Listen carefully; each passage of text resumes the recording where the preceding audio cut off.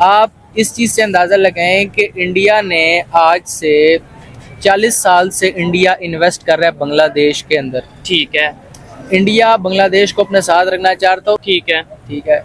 और ये इंडिया के एज एन एलाई मुल्क जा रहा था बांग्लादेश, क्योंकि इंडिया की पॉलिसी को बड़ा मतलब मॉनिटर करते थे वो। बांग्लादेश की पॉलिसी जो भी है वो इंडिया के साथ चल। वो मालदीव जो कि इंडिया को आंखें दिखा रहा था, वो मालदीव जिसने प्राइम मिनिस्टर नरेंद्र मोदी को लक्षद्वीप के हवाले से लेके बहुत ज्यादा ट्रोल किया, आज वो मालदीव इंडिया के घुटनों में बैठ चुका है ना। वो आईटी के हवाले से जो ना टॉप पे चले गए। अभी आप यूट्यूब फेसबुक यूज़ करते हैं तो आप कश्मीर के खिलाफ खबर लगा के दिखाएं और कश्मीर के हक में हाँ आपका फेसबुक पेज ही उड़ा दें, आपका ट्विटर अकाउंट। वहाँ पे स्ट्रांग इकोनॉमी है, हाँ, ठीक है, और स्ट्रांग डेमोक्रेसी है उनका जो है ना। क्योंकि अगर मैं भी इन्वेस्ट करूँगा, ठीक है ना, किसी भी मुल्क के अंदर या कोई मुल्क मेरे मुल्क के अंदर आके इन्वेस्ट करेगा तो वो ये देखेगा कि यहाँ की पॉलिटिकल सिचुएशन कैसी है। अमेरिका या कोई भी, आपने जैसे डेफिनेशन बताई सुपर पावर की, मुझे बताएं अमेरिका जो सुपर पावर है वो इंडिया में इन्वॉल्वमेंट क्यों नहीं कर पाता? वो उसको उसकी हद में रखता है। हम इंडिया की इकोनॉमी को देखें और उनकी इमर्जिंग इकोनॉमी को देखें, इमर्जिंग टेक्नोलॉजी को देखें, तो ये एक गिव एंड टेक का सौदा है। 28 आइलैंड इंडिया को मालदीव गिफ्ट कर रहे हैं।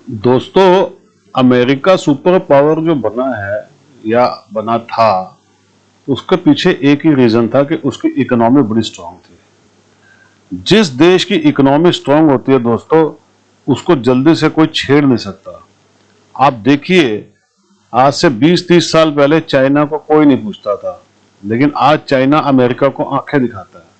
उसका रीजन यही है कि उसकी इकोनॉमी बड़ी स्ट्रांग है, उसके साथ कई देश खड़े हो जाते हैं। आपने देख ही लिया है, जितने भी गल्फ कंट्रीज हैं वो सारे चाइना के साथ खड़े हो गए हैं। इसी तरीके हमारे देश की इकोनॉमी भी बड़ी तेजी से बढ़ रही है, और बढ़ती हुई इकोनॉमी जो होती है वो दूसरे देशों को हेल्प तो करती है। चाइना कुछ देशों को ट्रैप कर लेता है, ये अलग बात है, लेकिन भारत ऐसा नहीं करता। मालदीव ने भारत को आंखें दिखाने की कोशिश की थी, लेकिन उसको समझ में आ गया कि भैया चाइना के ट्रैप में ना फंस जाऊं, तो उसने हाथ जोड़ के माफी मांग ली और वो अपने 28 उसने जो आइलैंड्स थे वो भारत को दे दिए। अब यही हाल बांग्लादेश का भी है। बांग्लादेश भी आप देख लीजिएगा, बहुत जल्दी आने वाला है। आप भी कमेंट्स कीजिएगा, वीडियो को लाइक कीजिएगा और चैनल को सब्सक्राइब जरूर कीजिएगा। Thank you very much. बुनियादी तौर पर उसने अपना टूरिज्म भी बढ़ाना है, उसने एक बड़ी जो इकोनॉमी है, अप ग्रोइंग इकोनॉमी, उसको भी अट्रैक्ट करना है, और एक बड़ी जो आईटी की इंडस्ट्री है उसको अट्रैक्ट करना है। तो इसमें म्यूचुअल कंसर्न है, म्यूचुअल बेनिफिट्स हैं, और ये आई थिंक बहुत अच्छा है। अब ये चाइना के साथ भी हो सकता था, बट उनके अपने इकोनॉमिक रिलेशनशिप हैं।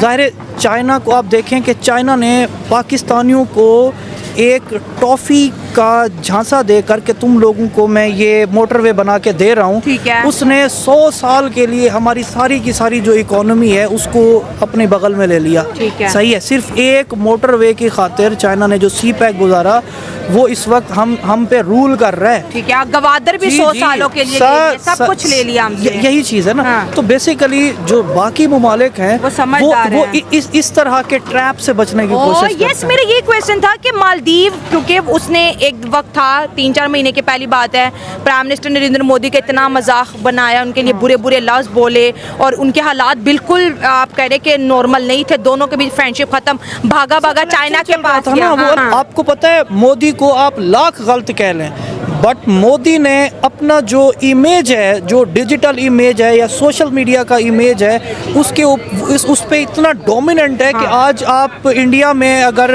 हूँ या यहाँ से आप VPN लगा के इंडिया आप अपने आप को साइन करके आप स्क्रॉल करें तो आपको मोदी का ना फ़कत अच्छा फेस नज़र आएगा, बल्कि ये नज़र आएगा कि मोदी ने कितनी डेवलपमेंट की है। अच्छा, अमेरिका या कोई भी, आपने जैसे डेफिनेशन बताई सुपर पावर की, मुझे बताएं अमेरिका जो सुपर पावर है वो इंडिया में इन्वॉल्वमेंट क्यों नहीं कर पाता, या अगर इन्वॉल्वमेंट करने की कोशिश करता है तो कामयाब क्यों नहीं होता? वहाँ पे तो आज तक हमने नहीं देखा कि डिक्टेटरशिप आ गई, आज तक नहीं देखा कि गवर्नमेंट इस तरीके से, जैसे बांग्लादेश, जैसे श्रीलंका, जैसे अफगानिस्तान, जैसे पाकिस्तान, यानी ये नेबर कंट्रीज ही है ना इंडिया के, जैसे यहाँ पे ये सिचुएशन है, इंडिया में क्यों नहीं हो पाती? वो उसको उसकी हद में रखता है। ठीक है, कि वो कहता है कि जो भी डिसीजन लिए जाएंगे इंडिया में वो हम लेंगे, वो आप नहीं लेंगे। हाँ, आपके कोई एजेंडाज हैं जो हमारे एजेंडाज के साथ अलाइन करेंगे, हम उसको ज़रूर फोकस करेंगे। जिस तरह रॉ FBI कोऑपरेट करती है सारे एंटी टेररिज्म में। हमारे इधर अगर प्रोटेस्ट लेट्स सपोज होते हैं ऐसे, तो किसी ने पीटीआई का फ्लैग, किसी ने नून लीग का फ्लैग, किसी ने पीपल पार्टी का फ्लैग उठाया होता है। मतलब इधर हम पार्टीज में बटे हैं, शिया सुन्नी में बटे हैं, उससे आगे बहुत सी चीजों में बटे हैं। ऐसा ही है जी, ऐसा ही है। ठीक है, क्या समझते हैं पाकिस्तान में मिनॉरिटीज की अगर बात कर लें और ओवरऑल पाकिस्तान की सिचुएशन बांग्लादेश जैसी होती नजर आ रही है? नहीं जी, पाकिस्तान की सिचुएशन बांग्लादेश जैसे नहीं हो सकती, क्योंकि अगर होनी होती तो उसी टाइम हो जाती जिस टाइम इमरान खान को निकाला गया था, या फिर 9 मई को हो जाती वो सिचुएशन ठीक है, कि हुक्मरान भाग जाते और वो जो काबिज हो जाते और वो वापस आ जाता। वो रेवोल्यूशन टाइप जो खान साहब के अंदर था कि पाकिस्तानी कौम को जगाया जाए, वो नहीं हो सका। तो मेरा नहीं ख्याल कि अब ऐसा कोई मौका आएगा। हम खुश होते हैं, जैसे अभी हम खुश हो रहे हैं कि लो जी बांग्लादेश में इनकलाब आ गया, बांग्लादेश के स्टूडेंट्स, लेकिन यही चीज़ हमारे इधर आएगी तो तब हम खुश होंगे।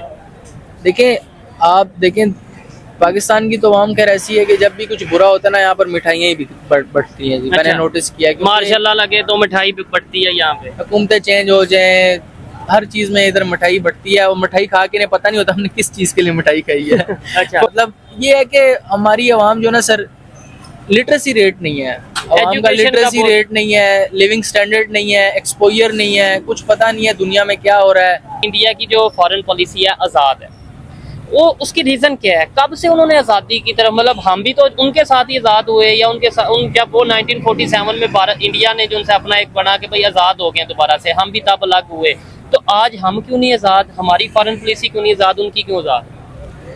Because we are a third world country.